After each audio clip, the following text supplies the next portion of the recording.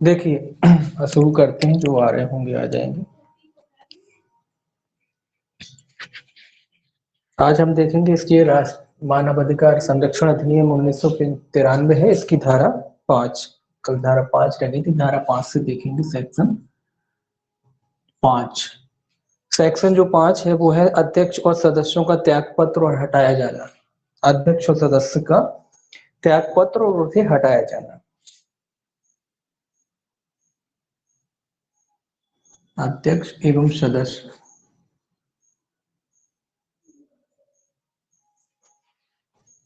सदस्यों का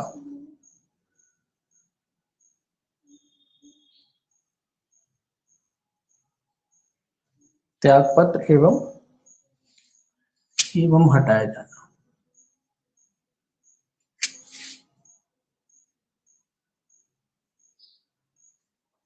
अध्यक्ष और सदस्यों का त्यागपत्र और उनको उसका हटाया जाना। देखिए इसका पहला क्लॉज क्या कहता है। पहला क्लॉज देखिए, पहला क्लॉज कहता है अध्यक्ष या कोई सदस्य राष्ट्रपति को संबोधित अपने हस्ताक्षर सहित लिखित द्वारा अपना पद त्याग सकेगा।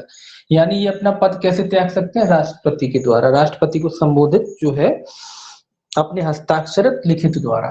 तो जिस इनको अगर अपना पद त्यागना है तो ये किसको लिखेंगे? राष्ट्रपति को। राष्ट्रपति को तो ये याद रखना है, राष्ट्रपति, चाहे अध्यक्ष हो चाहे सदस्य हो, राष्ट्रपति को एक संबोधन लिख सकते हैं, एक पत्र लिख सकते हैं, उसके माध्यम से ये क्या कर सकते हैं? अपने पद को त्याग सकते हैं। तो ये आपको याद रखना है कि किसके द्वारा त्यागा जा सकता है? ये राष्ट्रपति को संबोधित करके अपना पद को त्याग सकते हैं। तो यहाँ राष्ट्रपति याद रखना, चाहे अध्यक्ष हो और सदस्य हो।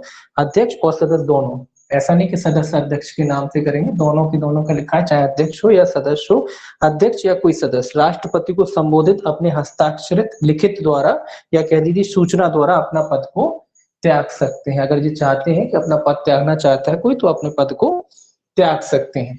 दूसरा देखिए क्लॉज क्या कहता है इसका। दूसरा क्लॉज कहता है उपधारा 3 के उपबंधों के अधीन रहते हुए अध्यक्ष या किसी सदस्य को केवल साबित कदाचार या समर्थता के आधार पर किए गए राष्ट्रपति के ऐसे आदेश से उसके पद से हटाया जा सकेगा जो उच्चतम न्यायालय को राष्ट्रपति द्वारा निर्देशित किए जाने पर उच्चतम न्यायालय द्वारा इस निमित्त विहित प्रक्रिया के अनुसार की गई जांच पर यह रिपोर्ट किए जाने के पश्चात किया जाता है कि यथास्थिति अध्यक्ष या ऐसे सदस्य को ऐसे किसी आधार पर हटाया जाए। अब तो ये तो त्याग पत्र वाली बात हो गई कि त्याग पत्र किसको देते हैं, ठीक है। ये ऊपर वाला जो क्लॉज है त्याग पत्र के बारे में है, और दूसरा ये क्या है? उनको पद से हटाने के बारे में है कि इनको पद से कौन हटाएगा। तो इसमें ध्यान रखेंगे, पहले तो ये वजह लिखा है कि पहले पद से कौन हटाएगा, ये देख लीजिए। राष्ट्रपति इनको पद से हटाएगा, लेकिन जांच कौन करेगा? उच्चतम न्यायालय, सुप्रीम कोर्ट इसमें लिखा है, उच्चतम न्यायालय।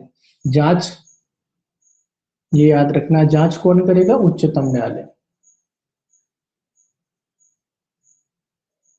मतलब राष्ट्रपति तो इनको हटाएगा पद से, लेकिन उसकी जांच कौन करेगा? उसकी जांच करेगा उच्चतम न्यायालय करेगा। किस आधार पर हटाया जाता है इसमें लिखा है, वो भी याद रखना है आपको कि किन उसको किस आधार पर हटाया जा सकता है। साबित कदाचार या असमर्थता, ये भी याद रखना है। साबित कदाचार और असमर्थता,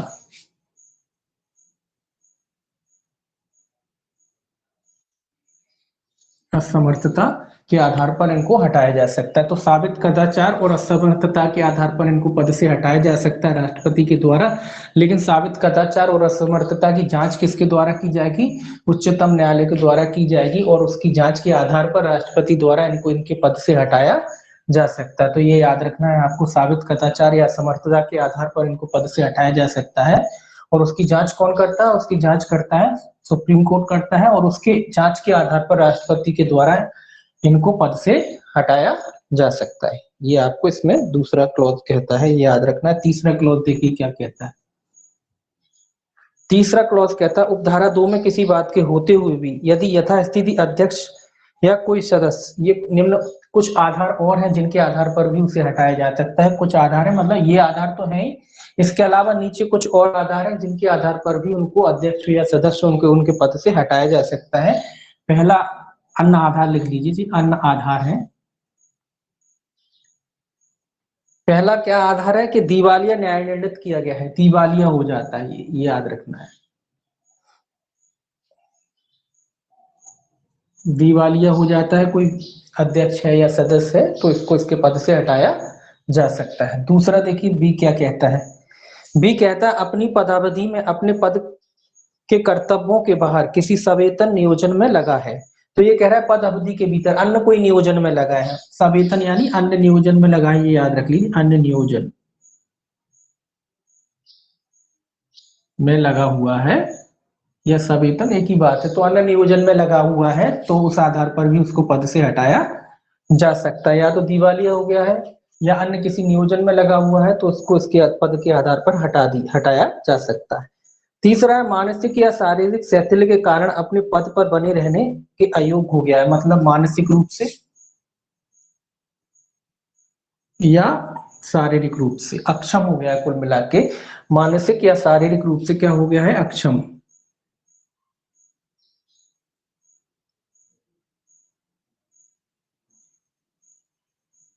मानसिक या शारीरिक रूप से अक्षम हो गया, काम करने लायक नहीं बचा है, तो भी उसको उसके पद से हटाया जा सकता है। अगला है डी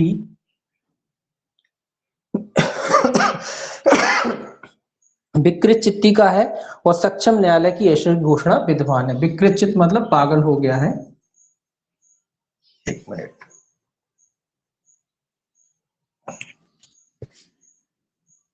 विकृत चित्त ही लिख लीजिए, विकृत चित्त हो गया। साथ ही साथ न्यायालय की क्या है, उद्घोषणा है इसके बारे में, सक्षम न्यायालय की घोषणा विद्वान है। पागलपन की घोषणा है कि न्यायालय ने घोषित किया है कि ये पागल हो चुका है, तो इस तरीके का हो गया है तो भी उसको उसके पद से हटाया जा सकता है। अन्य लिखा है आगे, आगे लिखा है ई में किसी ऐसे अपराध के लिए सिद्ध दोष ठहराया जाता है और कारावास से दंडाधिष्ट किया जाता है जिसमें राष्ट्रपति की राय में नैतिक अक्षमता अंतर्वलित है।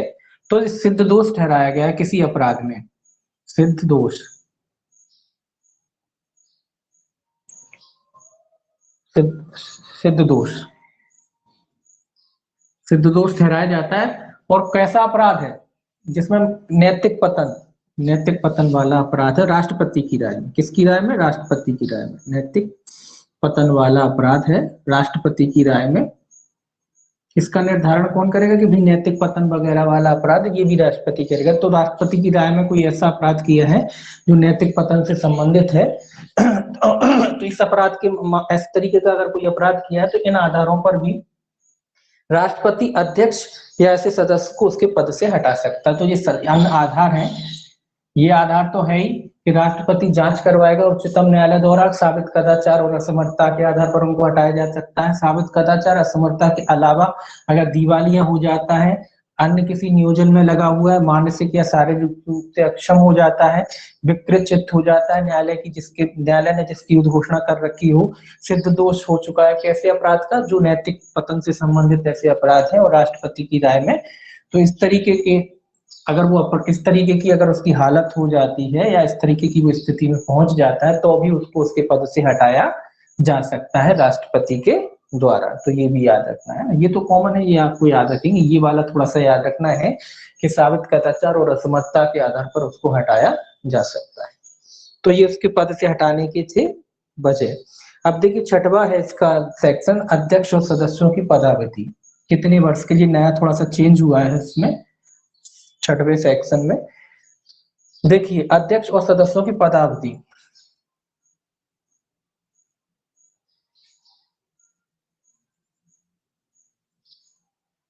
पदावधि का मतलब कितने समय के लिए ये बने रहेंगे, कितने टाइम के लिए इनकी नियुक्ति की जाएगी उसके बारे में। देखिए इसमें पहला क्लॉज, तीन क्लॉज है। पहला क्लॉज देखिए, पहला क्लॉज क्या कहता है, पहला क्लॉज कहता है अध्यक्ष के रूप में नियुक्त किया गया कोई व्यक्ति अपने पद ग्रहण की तारीख से 3 वर्ष तक की अवधि तक या 70 वर्ष की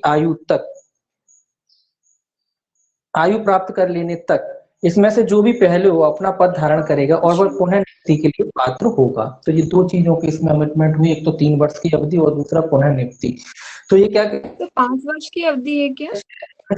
कोई व्यक्ति की नियुक्ति कब तक हो सकती है, कितने वर्ष तक के लिए, तो ये याद रखना है आपको, 3 वर्ष या फिर 70 वर्ष। एक मिनट, आवाज नहीं आएगी मुझे। बोलिए। इसमें 5 वर्ष लिख रखा है, क्या गलत है या पुराना है डायरेक्टली? बोल रहा हूँ ना कि संशोधन हो गया है, दो चीजों का संशोधन, 5 वर्ष से 3 वर्ष हो गया है। ठीक है, चलिए।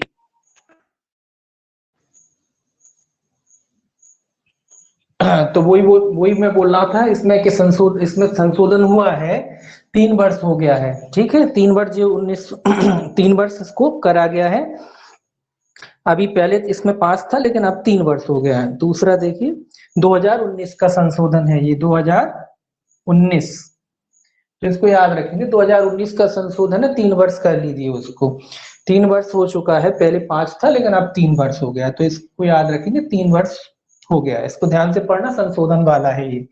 ठीक है, तो अध्यक्ष और सदस्य के रूप में नियुक्त किया गया कोई व्यक्ति अपने पद ग्रहण की तारीख से 3 वर्ष की अवधि के लिए क्या करेगा, पद धारण करेगा। तो याद रखेंगे, 3 वर्ष की इसमें अवधि हो गई है, पहले 5 वर्ष हुआ करती थी, लेकिन अब 2019 से कितनी अवधि हो गई है, 3 वर्ष अवधि हो गई है। तो 3 वर्ष की अवधि के लिए क्या करेगा, अपना पद धारण करेगा। या फिर 70 वर्ष की आयु, 70 वर्ष की आयु, मतलब जो भी पहले हो जाए, जो भी पहले हो जाए, या तो 3 वर्ष पहले हो जाए या 70 वर्ष की आयु, दोनों में से कोई भी कंडीशन। तो 3 वर्ष से अधिक के लिए तो होगा ही नहीं, या फिर उससे पहले 70 का हो जाता तो रिटायर हो जाता। तो दो कंडीशन है, 3 वर्ष तक की आयु, 3 वर्ष तक के लिए वो अपना पद धारण करेगा, या फिर 70 वर्ष तक की आयु तक क्या करेगा, अपना पद धारण करेगा और पुनः नियुक्ति का पात्र होगा। ठीक है, ये भी संशोधन हुआ है तीसरा द्वारा। तो जो पुनः नियुक्ति का पात्र होगा, ये भी याद रखेंगे आप, पुनः नियुक्ति का पात्र होगा, यानी दोबारा उसकी नियुक्ति की जा सकती। कंडीशन बस यही रहेगी कि 70 वर्ष से ऊपर का ना हुआ हो, अगर नहीं होता है तो फिर दोबारा नियुक्ति हो जाएगी, लेकिन 70 वर्ष के बाद नहीं होगी, है ना। तो पुनः नियुक्ति का पात्र होगा, ये भी याद रखेंगे। ये भी संशोधन हुए दोनों चीजों में, तो दोनों के याद रखेंगे, पुनः नियुक्ति के लिए पात्र होगा। पहले नहीं होता था लेकिन अब होगा। ठीक है, 2019 के बाद दोबारा नियुक्ति का पात्र होगा, 3 वर्ष तक की अवधि के लिए, और 70 वर्ष तक की आयु, जो भी पहले हो जाए उस तक ये पद धारण करेगा और पुनः नियुक्ति के लिए पात्र होगा। ये 2019 का संशोधन यहाँ लिख देता हूँ मैं, 2019 के हैं ये संशोधन, ये आपको याद रखने। ठीक है, तो इसको संशोधन कर लीजिए जिसके में नहीं हो। अब देखिए दूसरा क्लॉज इसका, दूसरा क्लॉज क्या कहता है, तो याद रखना, 3 वर्ष के लिए नियुक्त किया जाता है, या फिर 70 वर्ष की आयु तक के लिए, जो भी पहले हो जाए। ठीक है, वो पुनः नियुक्ति का पात्र होता है। दूसरा कहता है, सदस्य के रूप में नियुक्त किया गया कोई व्यक्ति अपने पद ग्रहण की तारीख से 3 वर्ष तक की अवधि तक पद धारण कर सकेगा और पुनर्नियुक्ति का पात्र होगा, परंतु कोई भी सदस्य 70 वर्ष की आयु प्राप्त करने के पश्चात अपना पद धारण नहीं करेगा। सदस्य के रूप में भी सेम ही एक बात है, तो रिपीट नहीं करना है। सदस्य के रूप में लिखा है कि कोई सदस्य, या अध्यक्ष के लिए लिखा था, नीचे लिखा है कि कोई भी सदस्य जो है, सदस्य के रूप में नियुक्त किया गया कोई व्यक्ति अपने पद ग्रहण की तारीख से 3 वर्ष तक, तो सदस्य होगा वो भी 3 वर्ष तक के लिए क्या करेगा, पद धारण करेगा। या और दूसरा क्या लिखा है, वो 70 वर्ष की, मिनट, दूसरा पॉइंट है ना, हाँ, सदस्य के रूप में नियुक्त किया गया कोई व्यक्ति अब पद ग्रहण की तारीख से 3 वर्ष तक की अवधि तक अपना पद धारण करेगा तथा पुनर्नियुक्ति का पात्र होगा। तो सदस्य अगर कोई है तो वो भी 3 वर्ष तक के लिए क्या करेगा, पद धारण करेगा और पुनर्नियुक्ति का पात्र होगा। और लेकिन इसमें इस कंडीशन वही लिखी है, परंतु कोई भी सदस्य 70 वर्ष की आयु प्राप्त करने के पश्चात अपना पद धारण नहीं करेगा। तो ये लिमिटेशन है कि भाई 70 वर्ष के बाद तो पद धारण नहीं, भले पुनर्नियुक्ति का पात्र जरूर है, लेकिन 70 वर्ष के बाद किसी को पुनर्नियुक्त नहीं किया जाएगा, मतलब ये अधिकतम एज है। इससे पहले आप चाहे जितनी बार नियुक्त कर सकते हैं, पुनर्नियुक्त हो सकता है, और 3 वर्ष के लिए होगा, लेकिन 70 वर्ष से अगर कोई प्लस हो गया तो फिर उसकी नियुक्ति नहीं होगी। तो ये अधिकतम एक एज लिमिट हो गई है कि उसके बाद उनको नियुक्त नहीं किया जाएगा। तीसरा क्लॉज देखिए क्या कहता है, तो दूसरा क्लॉज इसीलिए नहीं लिखा, सेम है ना, 3 वर्ष तक की वर्ष के लिए और 70 वर्ष की आयु के लिए। तीसरा कहता है, अध्यक्ष या कोई सदस्य अपने पद पर न रह जाने पर भारत सरकार के अधीन या किसी राज्य सरकार के अधीन किसी भी और नियोजन का पात्र नहीं होगा। ये इंपॉर्टेंट है कि जब ये अध्यक्ष हो चाहे सदस्य हो, अध्यक्ष या सदस्य दोनों के बारे में है, सदस्य हो, जब ये अपना पद त्याग देते हैं या इनको पद त्याग देते हैं कह लीजिए, या ये रिटायर्ड हो गए हैं, इनकी अब पद अवधि पूरी हो गई है, उसके बाद ये भारत और राज्य दोनों बातें हैं, मतलब पूरे भारत ही में मान लीजिए, चाहे भारत हो या फिर किसी भी राज्य में, अन्य कोई पद धारण नहीं करेंगे, बस इतना याद रखें, अन्य पद धारण नहीं करेंगे।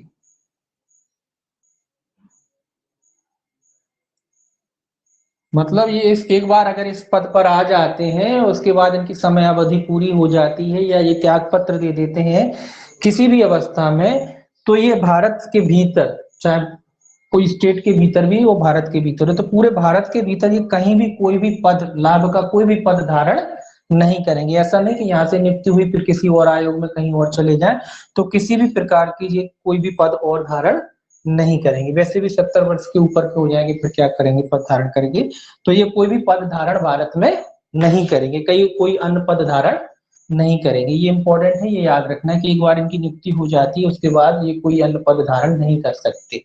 ठीक है, अन्य पद मतलब इस रिटायरमेंट के बाद ही, ऐसा नहीं कि यहाँ से इस आयोग से निकले, कई आयोग होते हैं ना, फिर पता पड़ा दूसरे आयोग में चले गए या फिर कोई अन्य जगह चले गए, तो इस तरीके का नहीं हुआ, क्योंकि सम्मान पूर्वक पद होता है, तो कहीं और ये फिर काम नहीं कर सकते है ना। तो ये याद रखना है आपको, किसी और जगह जी जा करके काम वगैरह नहीं कर पाएंगे।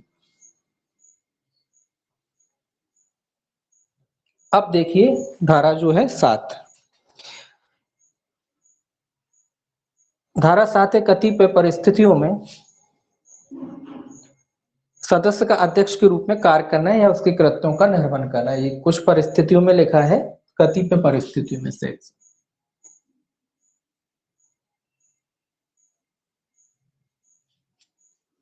कतिपय परिस्थितियों में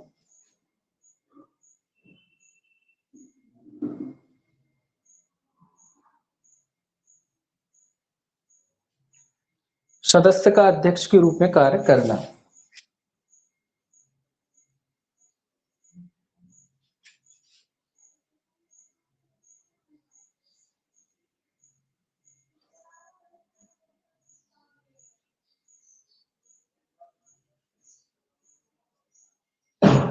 सदस्य का अध्यक्ष के रूप में कार्य करने के बारे में है।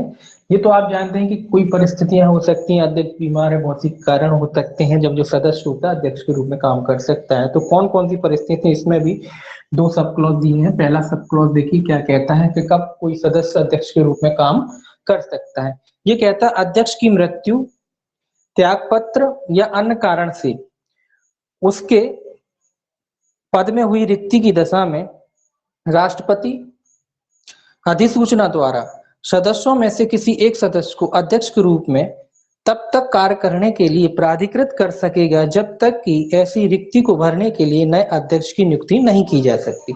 तो ये तो सिंपल सी बात है कि कोई भी अध्यक्ष है कब उनके पद के उनके रूप में काम कर सकता है अध्यक्ष के रूप में, कि जब अध्यक्ष की कोई मृत्यु हो जाती है ना, कोई मृत्यु हो गई किसी अध्यक्ष की, या मान लीजिए उसने पद त्याग दिया है, पद ही छोड़ दिया है, पद त्याग दिया है, इस तरीके की कोई अवस्था है, या अन्य कोई कारण हो सकते हैं, अन्य कारण है। तो उन अन्य कारणों में जो अध्यक्ष होता, सॉरी जो सदस्य होता है वो अध्यक्ष के रूप में काम कर सकता है। ठीक है, ये तो सिंपल सी बात है, लेकिन यहाँ याद रखने वाली बात है कि उन अध्यक्षों में किस कौन अध्यक्ष को चुने, सॉरी सदस्य को चुनेगा कौन, जो सदस्य अध्यक्ष के रूप में काम करेगा उसको चुनेगा कौन, ये इंपॉर्टेंट है। तो उसको कौन चुनेगा, राष्ट्रपति, क्योंकि कई सदस्य हैं, तो उन सदस्यों में से कौन सा सदस्य अध्यक्ष के रूप में काम करेगा, सदस्य कौन सा सदस्य जो है अध्यक्ष के रूप में काम करेगा, उसको कौन चुनेगा, उसको राष्ट्रपति चुनेगा। ये याद रखने लायक है, राष्ट्रपति, कि कौन सा जो सदस्य है अध्यक्ष के रूप में काम करेगा, सदस्य अध्यक्ष के रूप में, ये इंपॉर्टेंट है, ये याद रखना। ये क्वेश्चन इसी पे बनता है कि ये डिसाइड कौन करेगा कि कौन सा सदस्य जो है अध्यक्ष के रूप में काम करेगा, तो ये डिसाइड कौन करेगा, राष्ट्रपति करेगा। तो 19 किन्हीं भी सदस्यों में से एक को राष्ट्रपति अध्यक्ष के रूप में नियुक्त कर सकता है और वो सदस्य क्या करेगा, अध्यक्ष के रूप में काम करेगा। यही इंपॉर्टेंट है, ध्यान में रखना, इसी पे क्वेश्चन बनता है, इस पे क्वेश्चन नहीं बनेगा, ये तो कॉमन सी बात है। क्वेश्चन बनेगा इस पर कि कौन सा सदस्य जो अध्यक्ष के रूप में काम करेगा और उसका निर्धारण कौन करेगा। क्वेश्चन आएगा राष्ट्रपति निर्धारण करेगा या बहुत सारे ऑप्शन दे सकते हैं, हाई कोर्ट निर्धारण करेगा, सुप्रीम कोर्ट, ऐसे कई भी कोई सारे ऑप्शन दे सकते हैं। तो आपको याद रखना है कि राष्ट्रपति क्या करेगा, उसका निर्धारण करेगा कि कौन सा सदस्य जो है अध्यक्ष के रूप में काम करेगा। कब तक काम करेगा? जब तक नए अध्यक्ष की नियुक्ति नहीं हो जाती। जब तक नए अध्यक्ष की नियुक्ति नहीं हो जाती उस समय तक जो भी सदस्य है उनमें जो भी सदस्य राष्ट्रपति उचित समझे वो सदस्य क्या करेगा? अध्यक्ष के रूप में काम करेगा।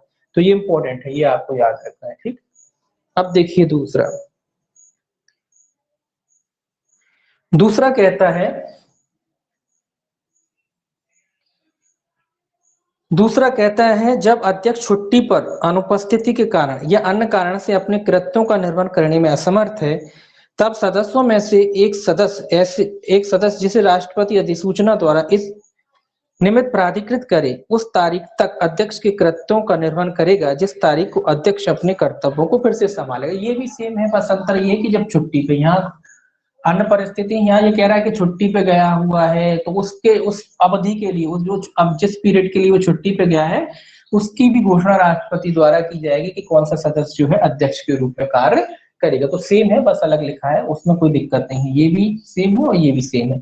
यहाँ दूसरा जो क्लॉज है वो छुट्टी के बारे में कह रहा है कि छुट्टी की वजह से उसकी अनुपस्थिति है और मान लीजिए किस छुट्टी मनाने गया है कहीं, तो ऐसे में जो सदस्य राष्ट्रपति अधिसूचना द्वारा, राष्ट्रपति फिर अधिसूचना द्वारा उतनी अवधि के लिए जितनी अवधि के लिए वो छुट्टी पर गया है किसी सदस्य को अध्यक्ष के रूप में क्या कर सकता है? नियुक्त कर सकता है। तो यहाँ नियुक्ति कौन करेगा? राष्ट्रपति ही करेगा।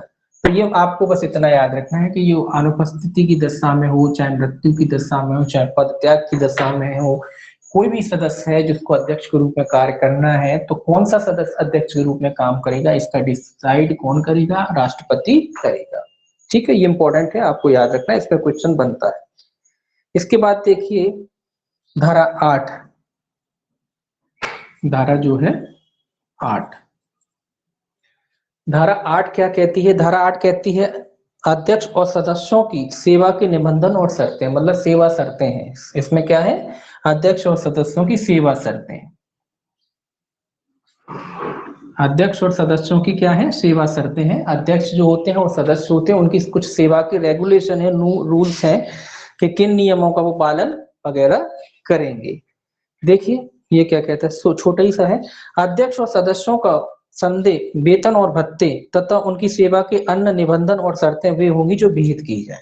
तो यहाँ खोला तो कुछ नहीं किया, बस इतना लिख दिया है कि इनकी सेवा की शर्तें और निबंधन क्या होंगे? जो विहित किए जाए। विहित किए जाए मतलब जो बनाए जाए, सरकार के द्वारा जो बनाए जाते हैं विहित किए जाए। तो कोई खास नहीं है, ये विहित किए जाए, जो अधिनियम द्वारा बनाए जाएंगे वो विहित किए जाएंगे, वही इनके सेवा के शर्त नियम होंगे। परंतु लिखा है, परंतु देखिए, परंतु अध्यक्ष और किसी सदस्य के वेतन और भत्ते में तथा सेवा के अन्य निबंधनों में और शर्तों में उसकी नियुक्ति के पश्चात उसके लिए अलाभकारी परिवर्तन नहीं किया जाएगा। ये परंतु जरूर याद रखेंगे। ये क्या कह रहा है कि एक बार जो वेतन इनका फिक्स हो गया है और उसके बाद इनकी नियुक्ति होगी, अध्यक्ष हो चाहे सदस्य हो,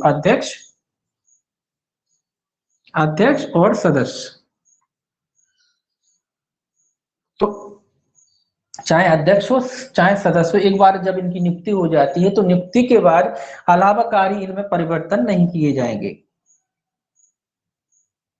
अलाभकारी का मतलब है कि भाई एक बार नियुक्ति कर लिया आपने, एक निश्चित रकम पे के हिसाब इनको 1 लाख रुपए मंथली की आय है और वो कर दिया, उसके बाद नियुक्ति के बाद घटा नहीं सकते उसको।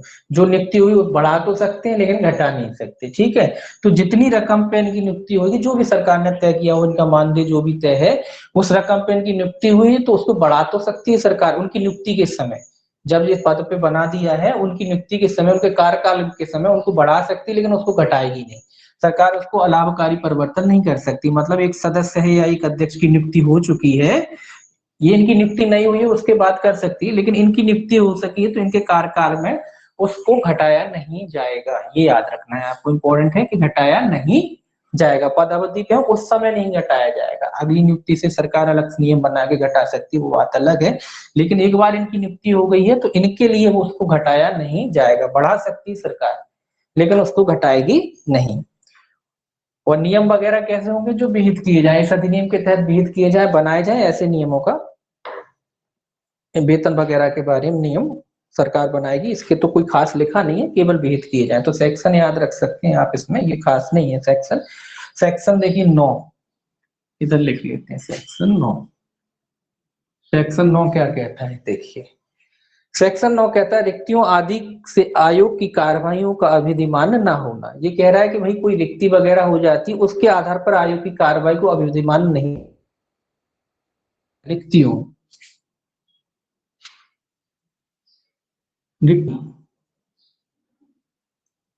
के कारण, ठीक है, कार्रवाइयों का अवैध न होना।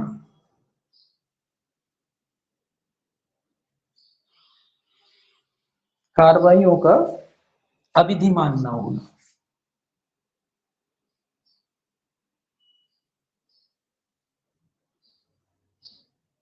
इसका मतलब क्या है? इसका मतलब ये है कि कोई भी रिक्ति वगैरह हो जाती है, आयोग की जो कार्रवाई की जाती है केवल, तो थोड़ा सा लिखा है इसमें, देखिए क्या कहता है। आयोग का कोई कार्य या कार्रवाई केवल इस आधार पर प्रश्नगत नहीं की जाएगी या अविधिमान नहीं होगी कि आयोग में कोई रिक्ति या उसके गठन कोई त्रुटि है। तो रिक्ति और गठन की,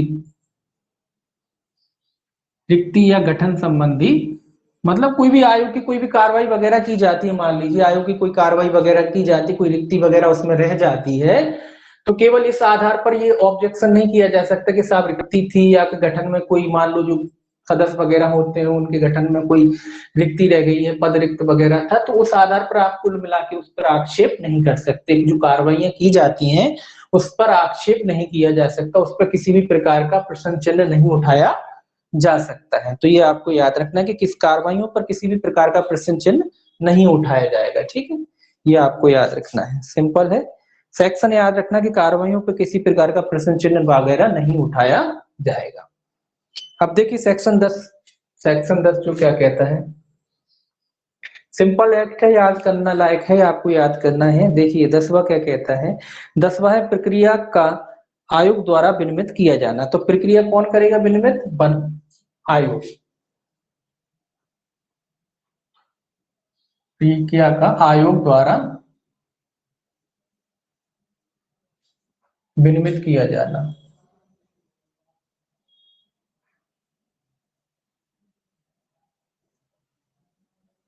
देखिए ये रेगुलेशंस के बारे में कह रहा है कि जो भी प्रक्रिया होती है ना, एक विभागीय प्रक्रिया होती है कि कैसे काम करना है, किस तरीके से काम करना, उसके बारे में कह रहा है। वो कौन निश्चित करेगा? आयोग खुद ही अपनी प्रक्रिया विनियमित कर सकता है। प्रक्रिया मतलब क्या होता है? नियम तो सरकार बना देती है, लेकिन रेगुलेशंस जो होते हैं, प्रक्रिया वगैरह जो होती है, वो आयोग स्वयं निश्चित कर सकता है कि उसको कैसे काम करना है, कैसे बैठकें होंगी, क्या टाइम होगा, वो सारी चीजों के बारे में। देखिए क्या कहता है, 10 है, ये कहता है पहला क्लॉज इसका,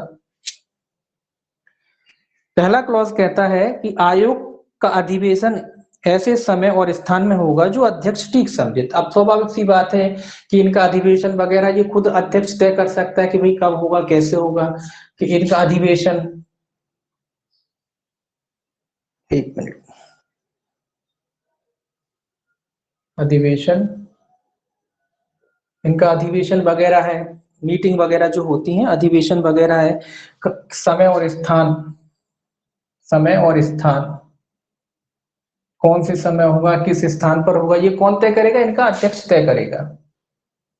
अब इसके लिए सरकार थोड़ी ना आएगी तय करने के भैया तुम यहाँ फलानी जगह अधिवेशन करोगे, फलानी जगह मीटिंग करोगे। ये तो कॉमन सेंस वाली बात है कि जो इनका जो अध्यक्ष वगैरह होता है ये आयोग खुद ही तय कर लेता है। आयोग खुद ही तय करेगा कि भाई कहाँ उसको बैठक करना है, कहाँ उसको अधिवेशन करना है, कितने समय करना है, कब करना है। तो ये कौन डिसाइड करता है? उसका अध्यक्ष डिसाइड करता है। तो ये तो आप जानते हैं विनियमन वगैरह होते हैं तो आयोग खुद ही तय करता है। तो आयोग तय करेगा तो आयोग में एक व्यक्ति तो चाहिए, तो व्यक्ति कौन होगा? अध्यक्ष होता है। तो अध्यक्ष डिसाइड करेगा कि इनके अधिवेशन किस समय होगा, कितने टाइम होगा, है ना। तो ये कौन डिसाइड करेगा? इनका अध्यक्ष डिसाइड करेगा। अब दूसरा देखिए इसका, दूसरा क्या कहता है, दूसरा कहता है इस अधिनियम और उसके अधीन बनाए गए नियमों के उपबंधों के अधीन रहते हुए आयोग को अपनी प्रक्रिया और विनियमन अभिकथित करने की शक्ति हुई। ये मैंने बताया ना, आयोग को अपनी प्रक्रिया, प्रक्रिया और विनियमन। अब आप कहोगे कि नियम मतलब जो नियम सरकार ने बनाए हैं उन नियमों को अकॉर्डिंग ही जी अपनी विनियमन और प्रक्रिया बनाएंगे, उससे अलग जाके नहीं बना सकते। जो सरकार नियम बनाती है उसके अंदर रहते हुए आयोग अपनी प्रक्रिया और विनियमन बना सकता है। प्रक्रिया विनियमन मतलब यही कि भाई कैसे, प्रक्रिया क्या होता है कि भाई ऑफिस वगैरह है, इनकी कामकाज के जो सदस्य वगैरह हैं कब आएंगे, क्या उठने का टाइम होगा, कहाँ बैठने का टाइम होगा, कहाँ ये बैठेंगे, कहाँ ये मीटिंगें लेंगे, है ना, किस तरीके से काम करेंगे। तो जो सरकार ने नियम बनाए उन नियमों के अधीन रहते हुए ये अपनी प्रक्रिया और विनियमन तय करेंगे, ठीक है ना। तो ये प्रक्रिया विनियमन खुद तय कर सकते हैं, जो सरकार के नियम है उनके अधीन रहते हुए। तीसरा देखिए ये क्या कहता है, तीसरा कहता है आयोग के सभी आदेश और विनिश्चय महासचिव द्वारा या इस नियमित अध्यक्ष द्वारा सम्यक रूप से प्राधिकृत आयोग के किसी अन्य सदस्य अधिकारी द्वारा भी अधिप्रमाणित किए जाएंगे। तो ये याद रखना है कि भाई इनके जो निर्णय वगैरह हैं कौन के द्वारा अधिप्रमाणित किए जाएंगे। तो ये याद रखना है आयोग के सभी आदेश और विनिश्चय महासचिव द्वारा, याद रखेंगे, ये इंपॉर्टेंट है, महासचिव,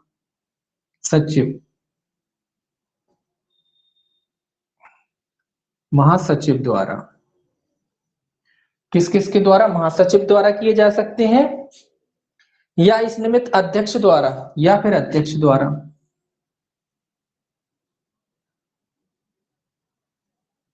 नॉर्मली महासचिव ही द्वारा किए जाते हैं या फिर अध्यक्ष के द्वारा भी किए जा सकते हैं। द्वारा सम्यक रूप से प्राधिकृत आयोग के किसी अन्य अधिकारी द्वारा, अध्यक्ष द्वारा प्राधिकृत आयोग के अन्य अधिकारी लिख दीजिए, अन्य अधिकारी द्वारा।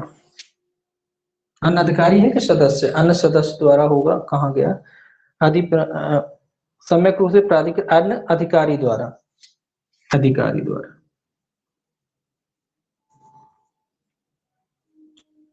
सिंपल है, ये याद रखना है आपको। क्या है, इसके जो निर्णय वगैरह है अधिप्रमाणित कौन करता है, ये याद रखना कि पहले तो महासचिव ही करता है ना। याद रखना है कि महासचिव के द्वारा किए जाते हैं। हाँ, अध्यक्ष अगर चाहता है तो किसी अन्य प्राधिकृत अन्य कोई अधिकारी जिसको प्राधिकृत कर सकता है।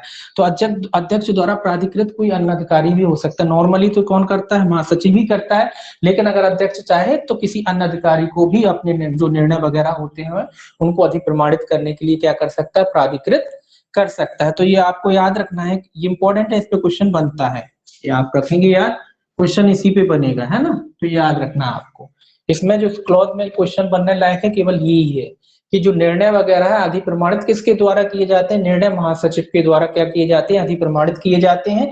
हाँ, अगर अध्यक्ष चाहे तो किसी अन्य जो अधिकारी वगैरह है उसको भी नियुक्त कर सकता है निर्णयों को अधिप्रमाणित करने के लिए। तो ये आपको याद रखना है कि महासचिव के द्वारा क्या किए जाते हैं, निर्णयों को अधिप्रमाणित किया जाता है। अधिप्रमाणित मतलब जो हस्ताक्षरित करते हैं, मुद्रा वगैरह अपनी लगाते हैं, तो वो, तो महासचिव द्वारा क्या किया जाता है, निर्णयों को अधिप्रमाणित किया जाता है। सातवीं, अध्यक्ष द्वारा क्या किया जा सकता है, अगर अध्यक्ष किसी अन्य को नियुक्त करना चाहे अधिकारी को तो नियुक्त कर सकता है। तो ये याद रखना इंपॉर्टेंट है, ये चीज आप याद रखेंगे इसको।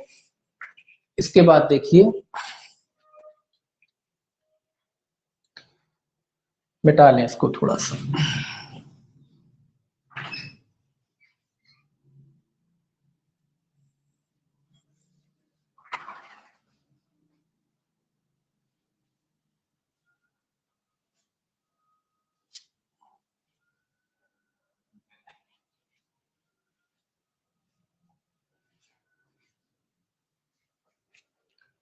अब देखिए सेक्शन जो है 11, आयोग के अधिकारी और अन्य कर्मचारी वृत्त। तो 11 है सेक्शन, सेक्शन 11 आयोग के जो है अधिकारी और अन्य कर्मचारी वृत्त।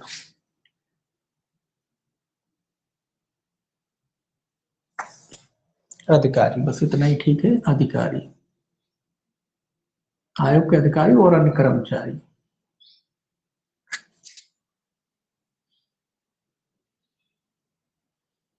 ठीक है, तो आयोग के अधिकारी और अन्य कर्मचारी भी होंगे, स्वाभाविक सी बात है, आयोग वगैरह बना है तो जो सदस्य वगैरह के अलावा इनको अन्य अधिकारियों कर्मचारियों की भी जरूरत पड़ेगी कृत्यों के लिए, जो भी काम करते हैं उसके लिए स्टाफ की जरूरत पड़ती है। तो ये स्टाफ है उनका, है ना। उसके बारे में है कि भाई किस स्टाफ कौन कौन हो सकता है। पहला देखिए लिखा, केंद्र सरकार आयोग को, कौन है इसमें, केंद्र सरकार, केंद्र सरकार इनको स्टाफ की व्यवस्था करेगी ना, तो कौन करेगा, केंद्र सरकार करेगा। तो इसमें कहता है पहला, इसमें पहला केंद्र सरकार के बारे की, भाई केंद्र सरकार इनकी व्यवस्था कर सकती है स्टाफ के बारे में। पहला ए है इसमें, ये कहता है भारत सरकार के सचिव की पंक्ति का एक अधिकारी जो आयोग का महासचिव होगा।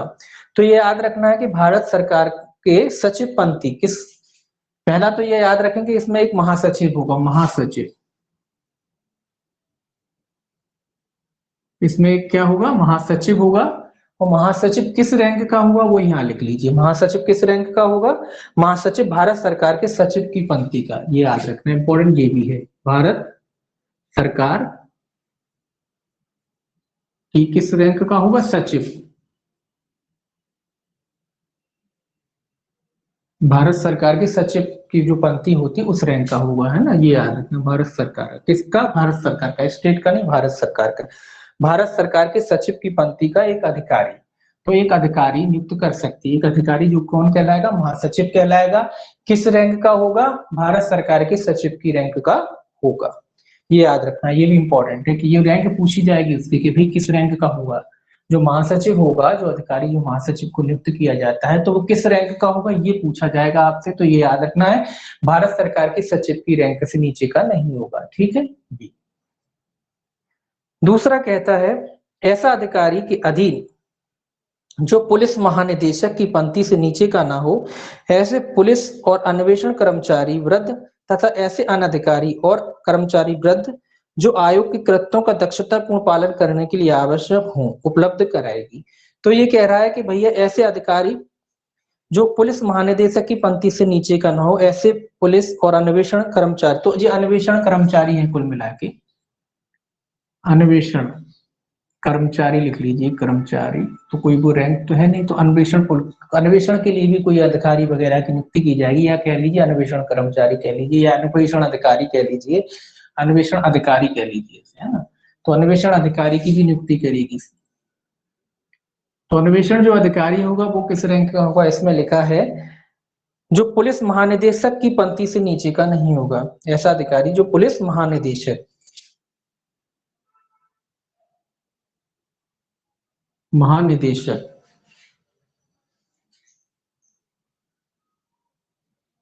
अब इसमें मत कहना कि भाई कौन से राज्य केंद्र है, ये तो पुलिस तो राज्य का ही होता है। तो पुलिस महानिदेशक की रैंक का एक अन्वेषण अधिकारी की भी नियुक्ति की जाएगी, किसके द्वारा, केंद्र सरकार के द्वारा इनकी नियुक्ति की जाएगी, एक अन्वेषण अधिकारी भी दिया जाएगा इनको, तो वो किस रैंक का होगा, पुलिस महानिदेशक की रैंक का होगा। और जो महासचिव होगा वो क्या होगा, भारत के सरकार के सचिव की पंक्ति का होगा। एक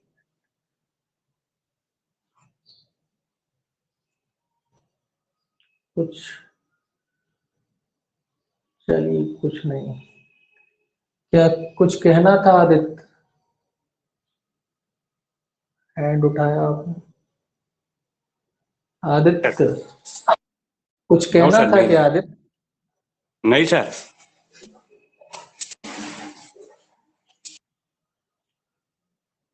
चलिए कोई बात नहीं। देखिए हाँ, तो ये जो अन्वेषण अधिकारी है वो किस रैंक का होगा, पुलिस महानिदेशक की रैंक का होगा। और महासचिव जो किस रैंक का होगा, भारत सरकार के सचिव की रैंक का होगा। ये कौन उपलब्ध कराएगी, ये केंद्र सरकार इनको उपलब्ध कराएगी, ठीक है जी, वगैरह जांच वगैरह जो लोग हैं करते हैं तो उसके लिए कौन उपलब्ध कराएगी, केंद्र सरकार उसको कराएगी, ठीक है। अब देखिए दूसरा क्लॉज देखिए इसका, तो ये दो चीजें इसमें है, एक तो महासचिव हो गया और एक अन्वेषण अधिकारी हो गया, तो ये याद रखना, जो दोनों की रैंकें याद रखना किस रैंक के होंगे, ये इन्हीं पे क्वेश्चन बनेगा कि अन्वेषण अधिकारी है या कर्मचारी जो भी है वो किस रैंक का होगा, पुलिस महानिदेशक के रैंक का होगा, और जो महासचिव है वो भारत सरकार के सचिव की रैंक का होगा, काफी बड़ा पद होता है सचिव, ठीक है। अब देखिए दूसरा कहता है ऐसे नियमों के अधीन रहते हुए जो केंद्र सरकार द्वारा इस निमित्त बनाए जाएं, आयोग ऐसे अन्य प्रशासनिक तकनीक और वैज्ञानिक कर्मचारी वृद्ध नियुक्त कर सकेगी जो आवश्यक हो। तो इसके अलावा ये कह रहा है कि वैज्ञानिक तकनीकी जो अधिकारी होते हैं, अन्य अधिकारी लिख लीजिए, अन्य तकनीकी अधिकारी हो सकते हैं, वैज्ञानिक अधिकारी हो सकते हैं, मतलब जिसकी आवश्यकता है उतने अधिकारियों को और उपलब्ध कराएगी, वैज्ञानिक रूप से, है ना, वैज्ञानिक हो सकते हैं, तकनीकी हो सकते हैं, जैसी भी मतलब आवश्यकता होगा उसके हिसाब से वैज्ञानिक और तकनीकी प्रशासनिक कहाँ कहाँ तक 11वां, ऐसे नियमों के रहते जो केंद्र सरकार द्वारा निमित्त बनाए जाए, आयोग ऐसे अन्य प्रशासनिक तकनीकी और वैज्ञानिक तकनीकी भी है और प्रशासनिक भी है, तो जैसी भी आवश्यकता वैज्ञानिक तकनीकी या प्रशासनिक क्रम कुछ भी अलग ऊपर नीचे हो गया उससे कोई फर्क नहीं पड़ता। प्रशासनिक अधिकारी हैं, तकनीकी अधिकारी हैं या वैज्ञानिक अधिकारी हैं, जो भी आवश्यक है उनकी भी नियुक्ति की जाएगी। तीसरा देखिए, तो ये कोई खास नहीं है, जितने भी तकनीकी वैज्ञानिक प्रशासनिक अधिकारी की जरूरत होगी वो भी नियुक्त किए जाएंगे। अगला कहता है उपधारा 2 के अधीन नियुक्त अधिकारी और अन्य कर्मचारी वृत्त के वेतन और भत्ते सेवा की शर्तें वे होंगी जो भेद की जाए। तो भेद की जाए मतलब जो सरकार नियम बना के भेद करेगी कि इनको कितने वेतन है, ये अधिकारी कर्मचारियों की जो नियुक्ति की जाएगी तो उनके भी वेतन भत्ते होंगे। जो सरकार नियम द्वारा भेद करेगी वो उनको वेतन भत्ते आदि दिए जाएंगे। तो क्या दिए जाएंगे, जितने सरकार के द्वारा निश्चित किए जाएंगे उतने वेतन भत्ते आदि इनको दिए जाएंगे। ये हो गया आपका जो है चैप्टर 2 खत्म। इसके बाद जो है आपका चैप्टर 3 शुरू होता है, आयोग की कृत्य और शक्तियों के बारे में। देखिए इसको बताया जाए, इसके बाद आपका जो है नया चैप्टर शुरू होता है। जो ग्रुप बनाया है रिवीजन का वो उसको ज्वाइन कर लेना, सब आप ही के लिए है। वो ग्रुप अलग से डाला जरूर है लेकिन वो ग्रुप आप ही के लिए बनाया है, ठीक है ना। तो बाहर के तो जो आना हो तो आ जाए, इसलिए अलग बनाया उसको आप लोगों के लिए। रिवीजन का ग्रुप 15 तारीख से अपन शुरू करेंगे, रिवीजन जो हो गया है सब्जेक्ट उनकी, तो वो आप लोग इसी ग्रुप वालों के लिए बनाया है वो स्पेशली, तो उसको ज्वाइन करें आप, ठीक। उसकी लिंक भेज रखी है नीचे, उसका नंबर आप डालेंगे आईडी। तो जो बच्चे नहीं जानते, जो नंबर जो दिया है, जो भी नंबर दिया है इस तरीके का नंबर दिया होगा वो आप डालेंगे क्लासरूम आईडी में तो ज्वाइन हो जाएंगे, ठीक है ना। तो उसको ज्वाइन कर लें, इसी में मैसेज बॉक्स में डाला हुआ है चैट में, आप उसका नंबर डाल के ज्वाइन कर लें उसे। अब देखिए तीसरा 12वां थोड़ा सा बड़ा है टाइम।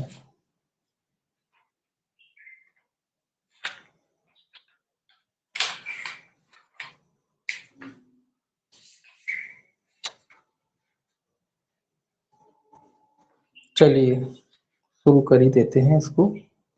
अध्याय 3, अध्याय कौन सा है, 3। अध्याय 3 है आयोग के कृत्य और शक्तियां। ये अध्याय 3 का से संबंधित है, आयोग के कृत्य और शक्तियां, कृत्य और शक्तियां,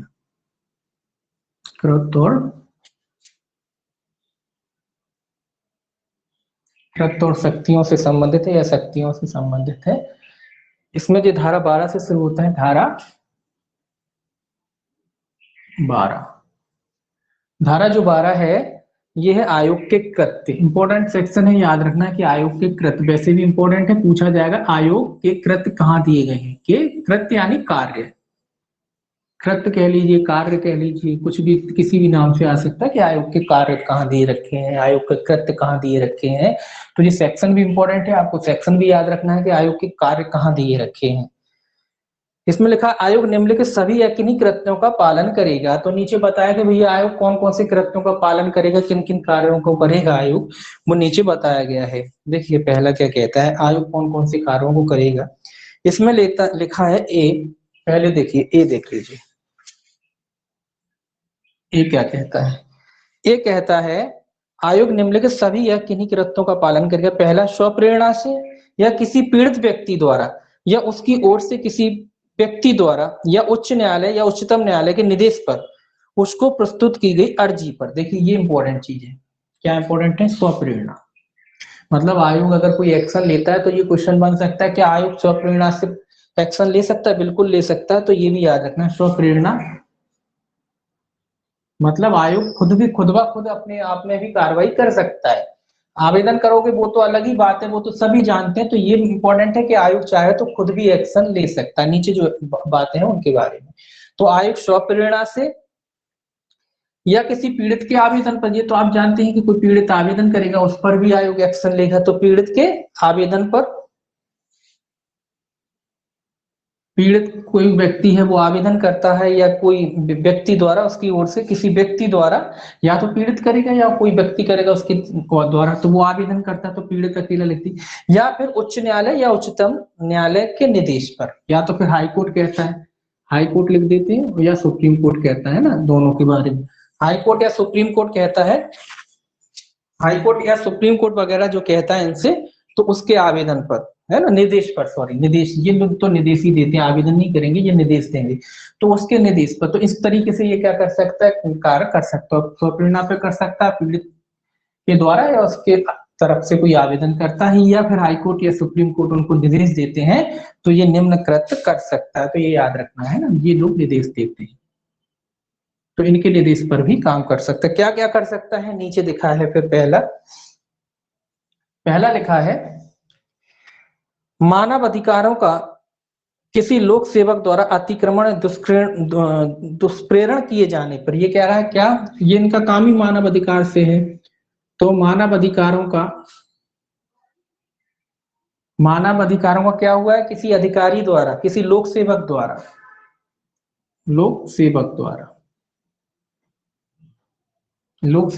क्या हुआ है, लोक सेवक द्वारा अतिक्रमण हुआ है या दुष्प्रेरण हुआ है, अतिक्रमण या दुष्प्रेरण। अब आपको भी भाई लोक सेवक, अधिकतर ये पुलिस वाले के मामलों में आता है कि भाई पुलिस ने किसी को पकड़ा और गलत तरीके से उनकी मारपीट की, वो सब तो इस तरीके से आता, तो जो मानव अधिकार वाले आ जाते हैं उनको कि भाई इस तरीके का क्यों करते, तो वो वाली चीजें हैं। या अन्य कोई अधिकारी होता है जो अतिक्रमण करता है, किनका जो भी ह्यूमन राइट्स होते हैं, मानव अधिकार होते हैं, उनका अतिक्रमण करता है लोगों को, तो ये लोग उनके खिलाफ क्या कर सकते हैं, एक्शन ले सकते हैं, कार्रवाई कर सकते हैं, ये जाके उसमें जांच वगैरह करते हैं। तो जो मानव अधिकारों का अतिक्रमण किया है किसी लोक सेवक द्वारा या उसका दुष्प्रेरण किया है, तो उसमें ये लोग एक्शन ले सकते हैं, जाके ये क्या करते हैं, सर्च करते हैं, रिपोर्ट बनाते हैं अपने, उसके बाद सरकार को सौंपते हैं। दूसरा, ऐसे अतिक्रमण के निवारण में किसी लोक सेवक द्वारा उपेक्षा की शिकायत के बारे में जांच करना। दूसरा क्या कह रहा है, इसी का दूसरा ये कह रहा है कि उपेक्षा के बारे में, मतलब काय की उपेक्षा, कि भैया इनके खिलाफ शिकायत की जाती है, लोक सेवक से कोई शिकायत करता है, किसी लोक सेवक द्वारा उपेक्षा, मतलब उस पर अतिक्रमण वगैरह हुआ है, कोई ये कहता है कि भाई उनके लोग जो उनके मानव अधिकार है वगैरह, उनका अतिक्रमण हो, ये लोक सेवक ये क्या करते हैं, उस पर कोई एक्शन नहीं लेते, उस पर कोई कार्रवाई नहीं करते, तो उसके बारे में भी ये क्या करते हैं, उसके बारे में ये जांच वगैरह करते हैं, ये आके जाके क्या करेंगे, जांच वगैरह करेंगे।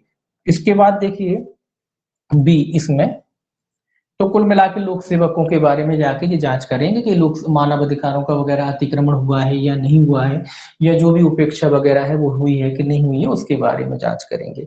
अगला कहता है, किसी न्यायालय के समक्ष लंबित किसी कार्रवाई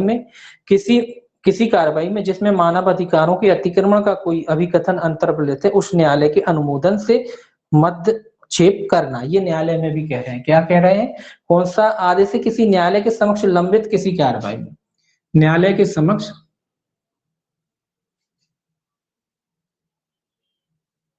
लंबित कार्रवाई, मतलब जो मामला चल रहा है, लंबित मतलब जो चल रहा है न्यायालय में, पेंडिंग है, चल रहा है, लंबित कार्रवाई में,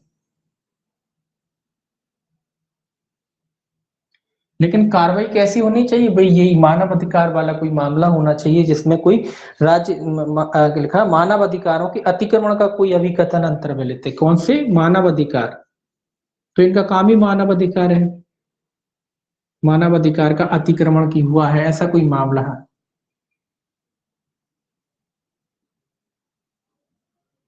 मानव अधिकार का अतिक्रमण वगैरह हुआ, तो इस तरीके का अगर कोई मामला है तो क्या कहता है, अभिकथन, अतिक्रमण का अभिकथन अंतर्वृत्त है, उस न्यायालय के अनुमोदन से मध्यक्षेप, तो न्यायालय के अनुमोदन से, क्या, न्यायालय के अनुमोदन से, न्यायालय के अनुमोदन मतलब अनुमति से, अगर न्यायालय चाहता है कि भाई इसमें ह्यूमन राइट्स वाले आए और अपना पक्ष रखें, अपनी जांच करें, मतलब क्योंकि जांच तो यही करेंगे, तो अगर न्यायालय उनको अनुमति देता है कि भाई ऐसा कोई मामला है जो ह्यूमन राइट से जुड़ा हुआ है और इनको क्या करना चाहिए, इनको उस पर जांच वगैरह कराना चाहता है न्यायालय, तो ह्यूमन राइट्स वालों को अनुमति दे सकता है, तो ये क्या कर सकते हैं, उसमें ये मध्यक्षेप कर सकते हैं, हस्तक्षेप कर सकते हैं। कब करेंगे, जब न्यायालय इनको अनुमति देता है।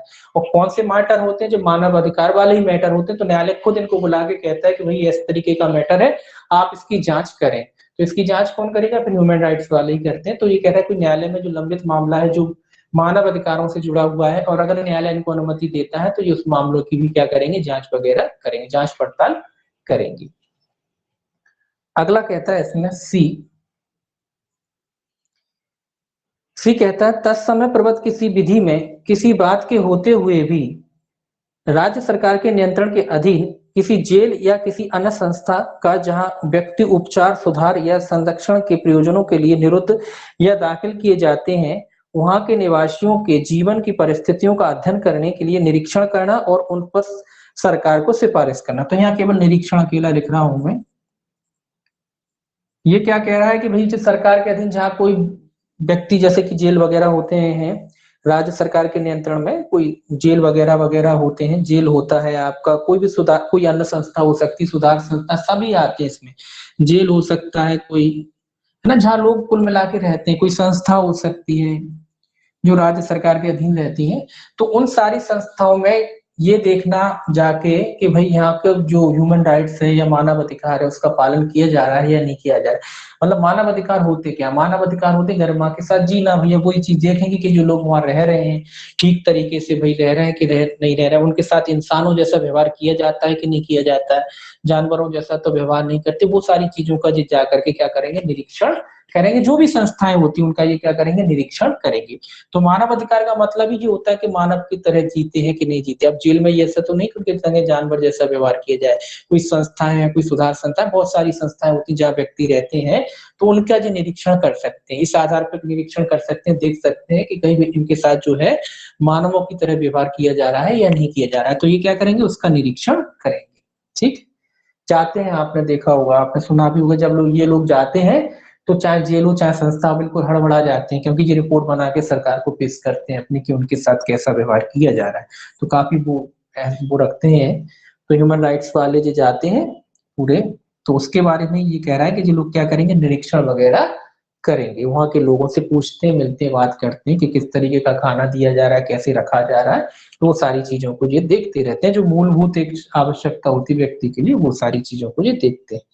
अगला देखिए ठीक क्या कहता है, संविधान या मानव अधिकारों के संरक्षण के लिए तत्समय प्रबद्ध किसी अन्य विधि द्वारा या उसके अधीन संबंधित रक्षोपायों का पुनर्विलोकन करना और उनके प्रभावपूर्ण कार्यान्वयन के लिए उपाय की सिफारिश करना। ये कह रहा है संविधान या मानव अधिकार संरक्षण के लिए तत्समय, मतलब संविधान के अनुसार जो अधिकार दिए गए किसी व्यक्ति को, संविधान और मानव अधिकार दोनों के बारे में कह रहा है कि संविधान के अनुसार या मानव अधिकारों के संरक्षण के बारे में।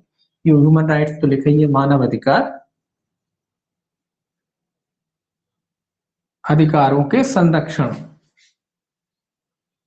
मानव अधिकार के संरक्षण आदि के बारे में बात कह रहा है कि संविधान के अनुसार जो नियम दिए गए हैं, जो अधिकार दिए गए हैं, और मानव अधिकार, इसको अब कल पढ़ेंगे, ठीक है, थोड़ा सा ज्यादा हो गया, इसको जो है अपन कल देखेंगे, दोबारा इसे देखेंगे। वैसे हो गया है, इसको दोबारा से देखेंगे, पूरा सेक्शन देखेंगे दोबारा से, तो कल देखेंगे इसको, ठीक है।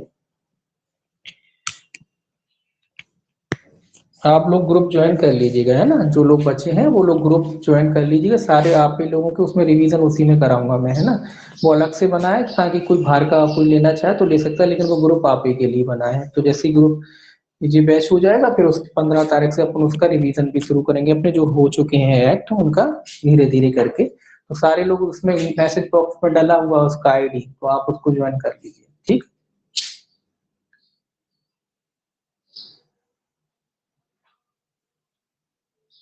उसका कोई पैसा नहीं लगना, ये मत सोचना कि अलग से, वो इसी ग्रुप का हिस्सा है, वो आपको ज्वाइन करना है, उसको रिवीजन कराना है, धन्यवाद ठीक है। सर, धन्यवाद। होती रहेगी अपनी, चलिए।